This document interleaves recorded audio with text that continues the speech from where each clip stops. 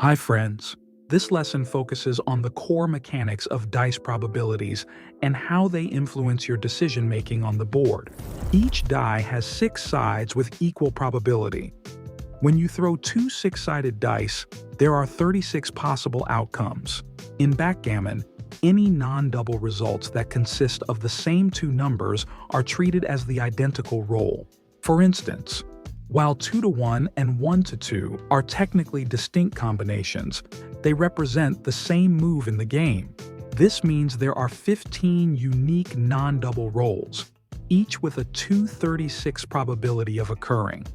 On the other hand, there are 6 double rolls, each appearing with a 1/36 probability, as there is only one way to land each specific double.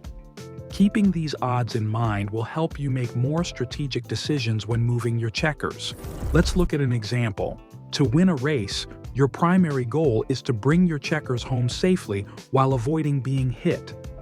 In a late-game scenario where your opponent has a closed home board, being hit is often an automatic loss. Let's analyze a specific move for your last checker to see how positioning changes the odds of your opponent rolling a hitting number. How does it look if you don't move the checker at all? That counts for 15 out of 36 hitting combinations. But what happens to the odds if you shift the position by 1 pip? This move has 1 out of 36 fewer hitting numbers.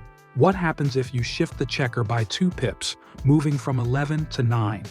By making this move, you reduce the risk significantly, leaving your opponent with only 12 successful hitting combinations out of 36. The final option is to move the checker 3 pips, from 11 to 8. By moving it the full distance, you reduce the opponent's chances to just 11 out of 36 hitting combinations. Since this represents the lowest probability of being hit in this scenario, it stands out as the optimal move. To minimize the risk of being hit, you should aim to move as close to your opponent's checkers as you can. Doing so effectively removes any additional dice combinations that could result in a hit. A standard direct shot consists of 11 out of 36 possibilities, but it is crucial to account for any extra combinations that might also reach your position.